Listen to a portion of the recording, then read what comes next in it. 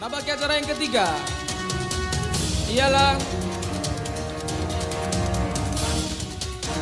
sambutan sekaligus tausiah. Dalam hal ini akan disampaikan langsung oleh pimpinan Madrasah Ibtidaiyah Induk Pondok Pesantren Sidogiri. Dalam hal ini akan disampaikan langsung oleh Al-Ustaz Muntahal Hadi. Assalamualaikum warahmatullahi wabarakatuh. Bismillah, alhamdulillah, wassalatu wassalamu ala rasulillah Sayyidina wa habibina wa syafi'ina wa qurrati a'yunina Muhammad ibn Abdillah wa ala alihi wa sahbihi wa man wala hamma ba'du. Qala rabbi syrah li sadri wa yassir li amri wahlul 'uqdatam min lisani yafqahu qawli. Yang kami hormati dan kami taati majelis keluarga Pondok Pesantren Sidogiri, wabil khusus pengasuh Pondok Pesantren Sidogiri, di mana madrasah diniyah yang ada di yayasan ini sudah terdaftar sebagai madrasah ranting atau cabangnya Pondok Pesantren Sidogiri. Yang kami takdimi dan kami hormati keluarga besar RTQ Nurul Iman dan semua para asatid dan ustadzah-ustadzahnya, juga yang kami hormati dan kami takdimi segenap para alim ulama, para masyayikh, para kiai, para ustadz, tak lupa pula semua yang hadir, baik dari wali santri, wali murid, ataupun alumni dan simpatisan yang pada malam ini oleh Allah Subhanahu wa taala dikehendaki untuk berkumpul di tempat ini yang insya Allah penuh barokah. Izin duduk nggih. Nah, Bapak Ibu sekalian, alhamdulillah pada kesempatan ini kami ingin membicarakan tentang apa kepentingan pendidikan diniyah kepada kita dan anak-anak kita. Jadi dalam kesempatan ini kami tidak mau membicarakan tentang pendidikan formal SD, SMP, MI, MTS atau yang sejenisnya, karena insya Allah meskipun tidak dipromosikan, meskipun tidak dijelaskan apa saja keutamaannya, kita yang hidup di zaman ini selalu merasa butuh untuk mengawal pendidikan anak kita di sekolahan-sekolahan formal. Dan kami kira itu adalah hal yang wajar, karena Bapak Ibu sekalian, sementara ini pola pikir kita dibentuk oleh lingkungan bahwa kebutuhan hidup kita adalah pekerjaan. Tujuan hidup kita adalah untuk mendapatkan jaminan enak dan nyaman di hari tua dan seterusnya. Dan kita sampai detik ini meyakini satu-satunya jalan adalah melalui pendidikan formal. Saya kira itu tidak salah, tapi yang patut kita jadikan pengingat ya, bahwa kita sebagai umat Islam, umatnya Rasulullah yang setiap saat merasa bangga membacakan sholawat kepada beliau, merasa sangat butuh untuk diakui kelak di akhirat sebagai umatnya Rasulullah, kita punya kewajiban untuk memposisikan agama di atas segala-galanya. Memposisikan ajaran diniyah atau ajaran Islam lebih penting dari kepentingan apapun. Kenapa Bapak Ibu sekalian? Karena kepentingan agama itu nanti akan kita bawa sampai ke akhirat, sedangkan kepentingan duniawi itu hanya berakhir di dunia saja. Maka dalam kesempatan ini Bapak Ibu sekalian, saya akan membacakan satu ayat ya, di mana Allah Subhanahu wa taala berfirman, fa'aqim wajhaka lid-dini hanifa fitratallahi allati fataran nasa 'alaiha la tabdila li kalimatillah dzalikad dinul qayyim. Nah itu Bapak Ibu sekalian, dalam ayat ini Allah memerintahkan kepada Kanjeng Nabi, di mana para ulama usul fikih ketika menjelaskan tentang amar atau perintah dalam syariat, baik yang termuat di dalam Al-Quran ataupun di dalam hadis qudsi, kalau ada perintah dari Allah kepada Rasulullah, maka itu termasuk otomatis perintah kepada umatnya. Jadi kalau Allah memerintahkan kepada Rasulullah agar berpuasa, maka perintah itu juga ditujukan kepada umatnya. Kalau Allah memerintahkan kepada Kanjeng Nabi agar sholat malam, sholat tahajud, maka perintah itu juga diturunkan kepada umatnya. Nah di sini Allah berfirman, fa'aqim wajhaka lid-dini hanifa. Hadapkan, tujukan wajahmu lid-dini hanifa, kepada agama ini. Hanifa dengan totalitas ya, dengan seikhlas-ikhlasnya, dengan sepenuh hati kita. Nah, ini perintahnya Allah kepada Kanjeng Nabi, yang sekaligus perintah juga kepada kita semua. Kenapa ada perintah demikian Bapak Ibu sekalian? Karena orang-orang ya, manusia yang diciptakan oleh Allah sejak masanya Nabi Adam sampai sekarang, itu terkadang pikirannya itu merasa butuh untuk penyesuaian dengan situasi dan kondisi. Termasuk di zaman kita ini, apa katanya itu Gen Z, generasi Z, tapi bukan Gen Z. Kalau Gen Z itu mesin. Nah ini Gen Z ini maksudnya generasi yang sudah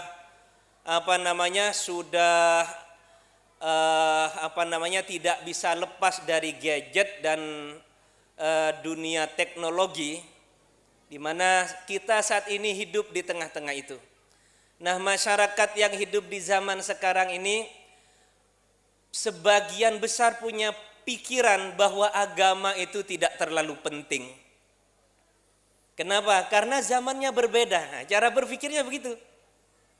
Iya, kalau orang dulu mondok sampai 10 tahun, mondok sampai 20 tahun, belajar agama sampai 40 tahun, itu dulu, sekarang sudah enggak zaman lagi. Jadi orang-orang sudah mulai berpikir demikian. Yang penting anak saya terjamin masa depannya, dalam tanda kutip anak saya terjamin masa depannya, saya sebagai orang tua sudah tenang hidupnya. Nah persoalannya, keterjaminan masa depan itu apa ukurannya? Nah Bapak Ibu sekalian, orang-orang sekarang, saya tidak bahas orang sini, mungkin kalau ada kesamaan nanti itu mungkin kebetulan ya. Jadi beberapa masyarakat di daerah lain kecenderungan itu sangat kuat sekali. Jadi untuk menjamin masa depan anak-anaknya, langkah apa yang harus dilakukan? Nah disitulah kita bisa membaca bahwa agama itu bukan dalam skala prioritas. Bukan yang diutamakan, hanya sebagai pelengkap. Sampean mau bukti? Mau bukti apa buatan? Buktinya, saya tanya tadi, Ustadz TPQ di sini santrinya ada berapa? Jawabannya pengurus di sini, keluarga besar TPQ Nurul Iman, sekitar 200. Artinya apa? Di masa-masa usia dini, orang tua sedikit memperhatikan pendidikan agama anaknya, terutama yang berkenaan dengan kemampuan baca Al-Quran. Kemudian setelah itu saya tanya, 200 santri yang ada di TPQ itu kira-kira yang sampai melanjutkan pendidikan diniyah yang ada di sini berapa? Jawabannya sekitar 60 sampai 70. Artinya apa? Tidak sampai 50% yang oleh orang tuanya anak-anaknya diwanti-wanti untuk belajar agama. Itu salah satu gambaran penting bagi kita. Barangkali kita sedikit terbuka kesadarannya bahwa kita sama sekali tidak mementingkan urusan agama anak-anak kita. Nah, kalau di luar agama tidak usah ditanya Bapak Ibu sekalian. Anak-anak kita pasti hampir 100% dipastikan mereka sekolah formal. Kayaknya saya tidak mau bicarakan promosi sekolah formal ini karena sudah pasti tertarik sampean semuanya. Nah, Allah Subhanahu wa taala berfirman dalam Al-Qur'an memerintahkan pada Kanjeng Nabi, fa'aqim wajhaka lid-dini hanifa. Hadapkan, tawajjuhkan dirimu kepada agama ini secara totalitas. Jangan sampai tidak total, jangan sampai tidak sepenuh hati. Kenapa?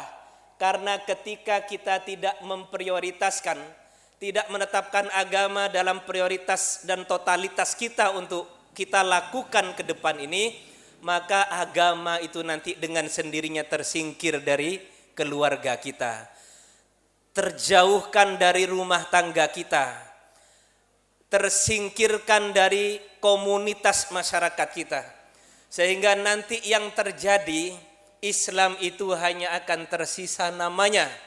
Al-Quran hanya tersisa tulisannya seperti yang diperingatkan oleh Kanjeng Nabi. Sayati zamanun la yabqa minal islami illa ismuhu wala minal qur'ani illa rasmuhu. Nanti akan terjadi suatu zaman di mana Islam itu hanya tinggal namanya saja.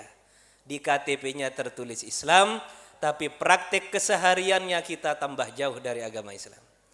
Kemudian wala yabqa minal qur'ani illa rasmuhu, tidak tersisa dari Al-Qur'an kecuali tulisan-tulisannya, tulisan yang tertuang di dalam mushaf dan tulisan yang dibaca oleh anak-anak kita, sedangkan ilmu, ajaran dan tuntunan yang di dalam Al-Qur'an tidak dipahami kan dan tidak pernah dipelajari Bapak Ibu sekalian.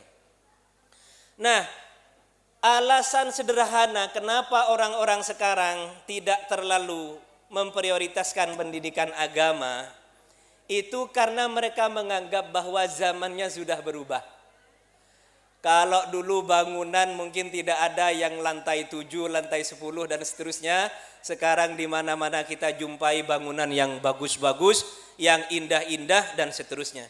Kalau zaman dulu tidak ada IA ya, tidak ada ChatGPT, tidak ada internet dan seterusnya. Sekarang ada. Jadi wajarlah kalau berpikir zaman sudah berubah. Tapi Al-Quran sudah memberikan warning kepada kita semua bahwa fitratallahi allati fataran nasa 'alaiha. Dalam situasi dan kondisi apapun, dalam tahun berapapun, di zaman apapun, agama Islam ini tidak pernah tidak sesuai dengan fitrahnya manusia. Ini yang ditekankan oleh Allah untuk membungkam orang-orang yang berpikir bahwa agama ini sudah tidak penting lagi, sudah tidak relevan dengan kepentingan zaman Bapak Ibu sekalian. Jadi Allah berfirman, fitratallahi allati fataran nas 'alaiha. Agama Islam ini adalah sistem yang diciptakan oleh Allah untuk memenuhi kebutuhan fitrahnya manusia. Manusia zaman sekarang dengan zamannya Nabi Adam apa bedanya? Tidak ada perbedaan sama sekali. Dari bentuk fisik ya sama.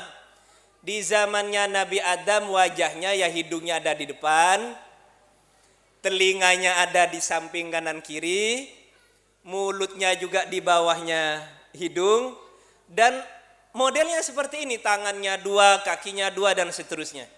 Tidak ada perubahan Bapak Ibu sekalian. Yang berbeda mungkin tinggi dan pendeknya manusia. Karena pada zaman dulu Allah menciptakan manusia ini tinggi-tinggi. Bahkan dikatakan Nabi Adam itu tingginya situna dhiro'an, 60 dhiro'. Tingginya Nabi Adam itu ada yang mengatakan 40 dhiro', ada yang mengatakan 60 dhiro'. Panjenengan tahu Sumerap apa dhiro' itu? Dhiro' itu 1 hasta. Nah ini 1 hasta ini. Sampean ukur sendiri. Nabi Adam itu tingginya kayak apa? Ini 60 ini. Sampean ukur sendiri nanti. Dan sampean jangan merasa, kayak raksasa ya. Karena nanti dalam satu riwayat dikatakan, manusia itu ketika masuk surga, itu ada standarnya dari Allah Subhanahu wa taala. Manusia ketika masuk surga, itu enggak ada yang tua. Karena dulu pada zamannya Nabi ada nenek-nenek datang kepada Rasulullah, "Ya Rasulullah, doakan saya masuk surga." Lah apa jawabannya Kanjeng Nabi? Nabi tidak mendoakan Bapak Ibu sekalian, tapi bercanda dengan wanita tua tadi itu. Maaf, di surga enggak ada nenek-nenek. Coba bayangkan, Rasulullah yang sangat dikagumi, yang sangat dihormati, dan kita sebagai umatnya meyakini bahwa apa yang disampaikan oleh beliau itu pasti benarnya. Beliau mengatakan di surga tidak ada nenek-nenek. Ini betapa kecewanya nenek ini. Sampai nangis itu. Langsung pergi dari majelisnya Kanjeng Nabi. Akhirnya oleh Kanjeng Nabi, coba panggil lagi nenek itu. Dipanggil oleh Kanjeng Nabi. Itu cara Kanjeng Nabi bercanda. Rasulullah juga suka bercanda Bapak Ibu sekalian. Cuma bercandanya Kanjeng Nabi itu tidak seperti komedi stand up komedi ya. Kalau stand up komedi itu bercanda tapi dibikin-bikin sekiranya orang ketawa. Meskipun itu tidak faktual kan gitu, tidak sesuai kenyataan. Rasulullah itu suka bercanda tapi candanya la kidba fihi wa la qadzaf. Tidak ada kedustaan yang dibuat-buat, juga tidak ada omongan tuduhan kepada orang lain yang jelek-jelek, tidak ada. Jadi ketika nenek itu datang pada Kanjeng Nabi, Rasulullah doakan saya masuk surga. Nabi menjawab, enggak ada nenek-nenek di surga. Ini betul. Hanya setelah itu Rasulullah menjelaskan, nanti semua orang yang masuk surga itu usianya itu disetandarkan antara umur 25 sampai 35 tahun. Jadi yang sudah umur 40, sudah umur 50, nanti muda sendiri Bapak Ibu sekalian, ibu-ibu Nggak usah pakai skincare, nggak usah pakai make up dan seterusnya. Nanti akan muda sendiri, tapi syaratnya yaitu masuk surga dulu. Yang nomor 2, standar orang masuk surga itu nanti tingginya sama dengan Nabiullah Adam sebagai Abul Bashar. Jadi saya katakan tadi, fisiknya sama tapi ketinggiannya yang tidak sama. Bahkan pada masanya kaum Ad dan kaum Samud, kaum Ad dan kaum Samud itu punya peninggalan keajaiban dunia yang ada di Arab Saudi bagian utara berbatasan dengan Yordania. Di situ ada gunung batu yang dipahat dan dibikin jadi rumah. Sampai nanti cek sendiri di Google kalau tidak percaya. Jadi kecanggihan teknologi sekarang itu bisa dibuktikan dipakai untuk membuktikan kebenaran Al-Quran dan hadis-hadisnya Rasulullah. Jadi gunung batu itu dipahat sedemikian rupa, diukir sedemikian rupa bukan untuk melukis, tapi dibuat untuk rumah. Di dalam ada kamarnya dan seterusnya. Jadi kok bisa? Ya karena orangnya pada saat itu seukuran gunung. Nah, kemudian seiring dengan berjalannya waktu menyusut sampai standar seperti sekarang tingginya. 60 cm lebih sedikit atau kurang sedikit. Itu Bapak Ibu sekalian. Ya kok 160 cm. Itu tinggi standarnya orang sekarang. Jadi kalau secara fisik tidak ada perubahan mulai zamannya Nabi Adam sampai sekarang. Yang kedua, dari sisi emosional juga tidak ada yang berubah. Zamannya Nabi Adam ada Qabil, ada Habil putranya itu. Yang satunya punya sifat dengki, punya sifat benci, punya sifat-sifat yang tidak baik. Saudara satunya yang bernama Habil ini punya bawaan sifat yang positif. Suka mengalah, suka menolong dan seterusnya. Nah, ini menjadi gambaran bagi kita bahwa manusia pada zamannya Nabi Adam secara emosional itu tidak jauh berbeda dengan orang sekarang. Jadi kalau dulu zamannya Nabi Adam bisa mesem, bisa marah, kira-kira orang sekarang bisa enggak? Ya bisa Bapak Ibu sekalian. Kalau orang dulu ada yang bisa taat, ada yang bisa maksiat, ada yang tunduk, ada yang suka melanggar perintahnya Allah, ada yang mukmin, ada yang kafir. Di zaman sekarang pun tidak jauh berbeda. Maka Allah mengatakan fitratallahi allati fataran nasa 'alaiha. Manusia itu satu sudah. Dari pabrik dan cetakannya itu sudah sama mulai zaman dulu sampai sekarang. Yang tidak sama mungkin lingkungan dan bangunannya. Bangunannya orang-orang Arab dengan bangunannya orang sini tidak sama. Bangunan rumah yang dibikin oleh orang Sidoarjo dengan orang-orang yang ada di Eropa tidak sama. Itu saja yang berbeda. Sedangkan manusianya sendiri tidak ada yang berbeda. Nah, manusia dengan sistem tubuh perasaan yang seperti itu dibikin oleh Allah. Allah membersamainya, membikin agama, ajaran yang menjadi sistem agar orang itu menjadi manusia yang sempurna. Maka Bapak Ibu sekalian, kalau kita ingin menjadi orang yang baik, standar baik itu dari Allah bukan dari akal kita, dari agama bukan dari pikiran kita. Maka satu-satunya cara adalah bagaimana sekiranya peringkat lunak dan peringkat kasar ini, fisiknya manusia ini yang kasar ini disetel sedemikian rupa dengan perangkat lunaknya yaitu agama Islam. Kalau manusia bisa memahami dan menjalankan agama Islam, maka jadilah dia manusia yang sempurna, yang derajatnya mengalahkan para malaikat. Tapi sebaliknya Bapak Ibu sekalian, ketika manusia menjauh atau mengabaikan perangkat lunaknya tadi, sistem agama yang disiapkan oleh Allah agar menjadi orang yang baik, maka manusia yang menjauh dari agama ini akan terpuruk menjadi orang yang hina, bahkan lebih hina dari binatang. Binatang itu yang dipikirkan hanya makan, hanya hubungan seksual, hanya istirahat, itu saja. Tidak ada yang memikirkan bagaimana saya bisa mengembangkan pikiran saya dengan ilmu, hati saya dengan ma'rifat kepada Allah dan seterusnya. Enggak ada. Yang dipikirkan apa yang akan saya makan besok. Makanya Bapak Ibu sekalian, disinilah nanti yang membedakan antara orang-orang yang dituntun oleh Allah dengan ajaran Islam dengan orang-orang yang dijauhkan oleh Allah dari ajaran Islam. Rasulullah dalam satu hadis mengatakan Bapak Ibu sekalian,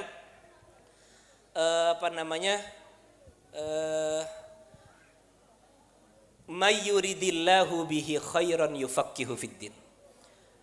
Orang yang dikehendaki baik oleh Allah pasti dikasih ngerti tentang agama. Ini batasnya ini sudah. Berarti kalau ada orang tidak dikehendaki baik oleh Allah, pasti akan tidak dibuat paham mengenai agama. Tidak tahu ajaran agamanya. Jadi KTP-nya Islam tapi tidak tahu ajaran Islamnya. Nah ini di zaman sekarang itu banyak, tapi bukan masyarakat sini. Saya tidak tahu masyarakat di sini. Mudah-mudahan tidak demikian. Tapi kalau melihat fenomena tadi Bapak Ibu sekalian, yang TPQ-nya 200, tapi yang belajar diniyah hanya 60, kira-kira itu indikator apa? Kira-kira itu menjadi isyarat apa bagi kita semua? Maka oleh karena itu Bapak Ibu sekalian, tidak ada jalan bagi kita untuk memperbaiki cara berpikir ini kecuali kembali kepada perintah dari Allah tadi, fa'akim wajhaka lid-dini hanifah. Ayolah kita totalitas untuk memprioritaskan agama ini. Jadi kalau sampean kemudian menggugat, Ustadz, kalau saya memprioritaskan agama, terus anak saya mau dikasih makan apalah? Kalau anak saya mondok mau makan apa? Ini pertanyaan seperti ini banyak saya temukan sendiri, saya dengar sendiri. Kalau anak saya sekolah diniyah dapat apa? Coba sampean sejenak pertanyaan itu dibalik. Anak-anak kita sekolahkan di sekolah formal, itu dapat apa? Tujuannya ke depan apa? Biasanya ya dapat ijazah. SD, setelah itu SMP, setelah itu SMA, setelah itu apa? Berpikir untuk bekerja atau lanjut kepada kuliah. Biaya yang dihabiskan sampai anak lulus kuliah itu coba ambil kalkulator sampean, habis berapa? Itu untuk mengejar pekerjaan, dan ketika nanti dapat pekerjaan itu belum tentu hasilnya sesuai yang diharapkan. Itu pun kalau dapat pekerjaan. Apalagi di tengah situasi ekonomi yang lesu seperti sekarang, bukan nambah lapangan pekerjaan, tapi sebaliknya banyak orang-orang yang di-PHK dan diberhentikan dari pekerjaannya. Artinya apa? Nanti kita akan menemukan kebingungan ketika kita menjauh dari agama. Oh, yang dikejar pekerjaan, tapi pekerjaan tidak menjamin rezekinya. Akhirnya bagaimana? Bingung. Akhirnya yang sudah kadung dapat ijazah mentereng itu gengsi dengan gelarnya. Mau jualan menjalankan pekerjaan halal pun itu masih mikir-mikir. Padahal sebenarnya dia bisa. Karena saya dulu punya teman ya lulusan sarjana ekonomi Islam, tapi kemudian oleh pondok dikasih tugas untuk jadi salesnya AMDK santri. Itu ada yang protes itu, padahal ini lulusan pesantren. Kenapa saya ini gelarnya sarjana, kenapa saya kok ditugasi jadi sales AMDK? Nah, ini kan berarti gengsi dengan gelarnya. Padahal Bapak Ibu sekalian, kita ini juga diberikan fakta oleh Allah Subhanahu wa taala di sekitar kita sendiri, bahkan dalam diri kita sendiri. Orang kalau tujuannya ingin berhasil dalam soal ujian, dalam soal rezeki, dalam soal kekayaan. Orang-orang yang diberi kaya oleh Allah Subhanahu wa taala itu tidak semuanya bergantung kepada ijazah. Bahkan kadang sampean sendiri dari kecil tidak pernah sekolah, tapi oleh Allah diberi rezeki yang banyak. Dari kecil hanya lulusan madrasah, lulusan pesantren, mampu menyekolahkan anak dan seterusnya dengan rezeki yang ada itu. Tapi kemudian pola pikirnya berubah. Ini anak saya kalau tidak sekolah bagaimana masa depannya? Padahal masa depannya sampean sendiri itu bukan karena sekolah, tapi karena jatah rezeki dari Allah Subhanahu wa taala. Makanya Bapak Ibu sekalian, ini mudah-mudahan ya dalam kesempatan ini kita menemukan momen untuk menjadikan ini sebagai renungan.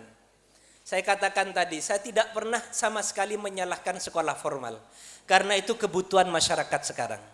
Tapi cobalah sedikit berpikir, di manakah tanggung jawab kita terhadap pendidikan agama anak kita?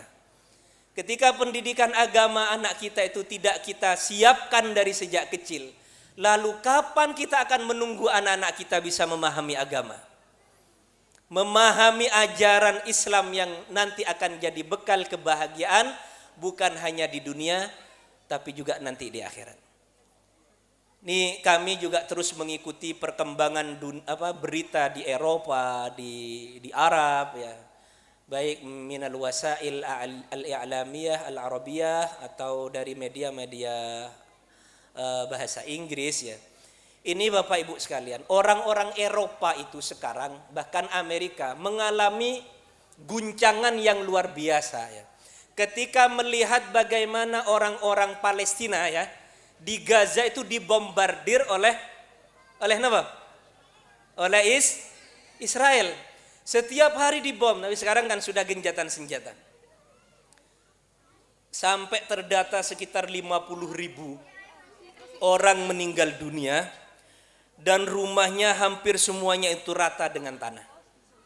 Bukan dengan mercon kayak tadi itu, tapi dihujani bom. Dan itu Bapak Ibu sekalian, sama sekali tidak mengubah cara pandang mereka terhadap hidup. Tidak ada keputusasaan, tidak ada penyesalan, tidak ada kesedihan dan seterusnya. Sampean lihat sendiri berita-berita itu. Ketika ada keluarganya meninggal, bahkan sebagian besar merasa bangga karena mereka meninggal dalam keadaan membawa syahadah, ya, membawa mati syahid. Jadi keimanan mereka itu yang mengguncang Eropa. Kok bisa begitu? Sedemikian kuat dan sabarnya orang-orang Gaza. Dan itu tidak mungkin kita dapatkan dari ajaran-ajaran di luar agama Islam. Tidak mungkin Bapak Ibu sekalian. Karena intinya ada di situ. Jadi orang itu ketemu kuat dan tidaknya ketika menghadapi kesulitan. Ketika menghadapi ujian. Nah, di negara kita ini hampir setiap hari kita menyaksikan kasus korupsi yang besar-besaran itu. Itu persoalannya di mana? Apa ada sistem yang salah dalam pendidikan kita atau bagaimana? Sampean bisa cari jawabannya itu. Nah, kalau orang dari kecil tidak diajari takut kepada Allah, dari kecil tidak diajarkan ini halal, ini haram, bagaimana bisa dipercaya bahwa dia akan menjalankan amanah dari rakyat dengan sebaik-baiknya? Ya, itu bukan hanya di pusat tapi juga sampai ke bawah. Maka oleh karena itu Bapak Ibu sekalian, terakhir ya, kami mengajak untuk berpikir lagi. Di mana posisi kita dalam mementingkan agama untuk kebahagiaan anak-anak kita, kebahagiaan kita di dunia dan akhirat. Karena nanti ketika anak-anak kita ini alim, mengamalkan ilmunya, bisa ngaji Al-Quran dan sholat dengan baik dan benar, dan anak-anak itu bisa melakukan ajaran agamanya dengan baik karena dorongan dari orang tuanya, maka orang tuanya mendapatkan investasi yang luar biasa. Anaknya akan lebih baik secara akhlaknya. Yang nomor dua, ibadah anaknya, kebaikan yang dilakukan anaknya, itu pahalanya akan terus mengalir kepada orang tuanya. Makanya dulu Kanjeng Nabi pernah dawuh, ada seseorang ketika meninggal dunia, nanti dia diangkat derajatnya oleh Allah sampai dia sendiri terheran-heran. Anna li hadhihi darajah, dari mana saya dapat derajat ini ya Allah? Saya di dunia biasa-biasa saja. Ternyata jawabannya bistighfari waladikalaka. Itu barokahnya bacaan istighfar anakmu yang dihadiahkan untukmu.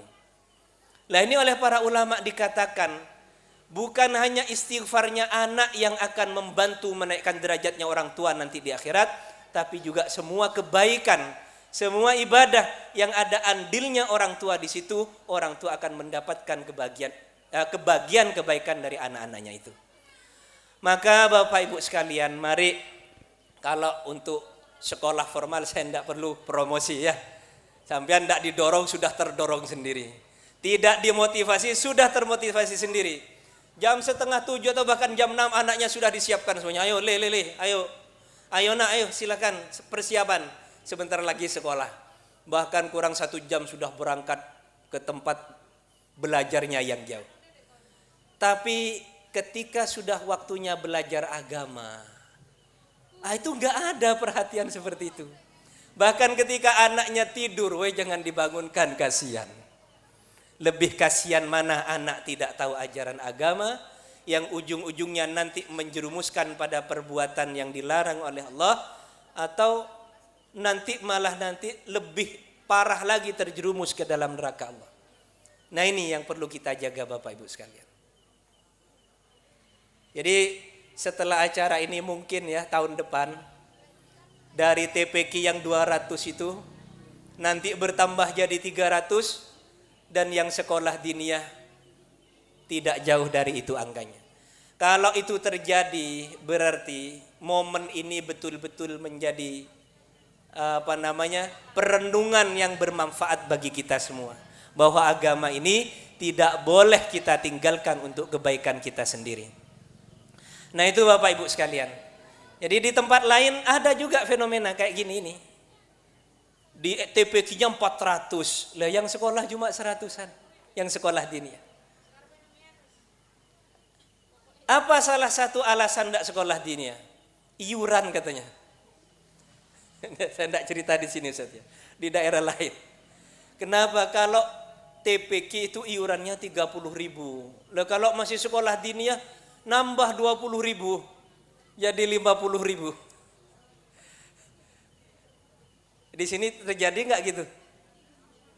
Nggak ada ya, Bu, Ibu? Nggak ada ya? Keluhan iuran nggak ada ya? Alhamdulillah. Jadi ada yang beralasan berhenti tidak sekolah diniyah itu karena nambah iuran. Wala'iyadzubillah. Padahal iuran 20.000 satu bulan itu, nambah satu bulan, itu dibandingkan harga rokoknya bapak-bapak ini tidak seberapa ya. Kalau rokokan Surya itu tidak cukup 20.000 itu. Berapa harganya itu? Ya sekitar 30.000 lah. Itu satu pak. Bapak-bapak tidak mungkin rokokan satu pak satu bulan itu. Jadi kalau kita punya hitung-hitungan kalkulator seperti itu dalam urusan pendidikan diniyahnya anak-anak kita, mestinya kita kembali ke yang tadi. Bagaimana cara pandang kita terhadap agama? Kalau agama itu prioritas, maka tidak ada yang berat dalam hitung-hitungan kebutuhan iuran tadi. Tapi kalau menganggap agama ini hanya selingan, ajaran agama ini hanya untuk mengisi waktu kosong anak kita, maka seterusnya umatnya Nabi Muhammad ini akan semakin jauh dari ajaran agamanya sendiri. Dan naudzubillah, semoga apa yang didaukan oleh Kanjeng Nabi, sayati zamanun la yabqa minal islami illa ismuhu wala minal qur'ani illa rasmuhu. Akan datang suatu zaman di mana ajaran Islam itu akan tersisa namanya tok di KTP. Al-Quran hanya tersisa tulisannya tok yang dibaca di TPQ dan seterusnya. Dan kalau itu benar-benar terjadi, semoga bukan di tempat ini yang menjadi yang mengawalinya. Itu Bapak Ibu sekalian, mudah-mudahan sambutan ini, saya di sini atas nama Kepala Madrasah Ibtidaiyah Induk dari Setogiri. Ini Kamis kemarin kayaknya, Ustaz ya. Kamis kemarin saya dihubungi untuk datang ke sini, alhamdulillah untungnya kosongnya. Kebetulan Kamis kemarin ke rumahnya Ustadz Imron ya. Saya dari Jawa Barat, dari Jakarta itu sengaja nerbang tidak ke Surabaya tapi turun di Bandara Abdurrahman Saleh. Memang tujuannya untuk ke dalamnya Ustadz Imron ya. Ternyata nyampe ke sana saya ditodong Ustadz ya. Diminta untuk ke sini, alhamdulillah. Saya itu bahagia, senang ya bisa di tempat ini karena paling tidak saya bisa berbagi. Seperti inilah problem yang dihadapi oleh umatnya Nabi Muhammad. Dan kita ketika tidak mengubah cara berpikir kita tentang pentingnya ajaran Islam, maka ke belakang tentu saja tidak akan lebih baik bagi umatnya Rasulullah sallallahu alaihi wasallam. Wal'iyadzubillah. Demikian dari kami, kurang lebihnya mohon maaf. Mudah-mudahan ini menjadi tambahan ilmu yang manfaat dan barokah bagi kita semuanya. Wabil khusus kepada kami pribadi. Al-afu minkum bikatsir. Tsumma assalamu alaikum warahmatullahi wabarakatuh.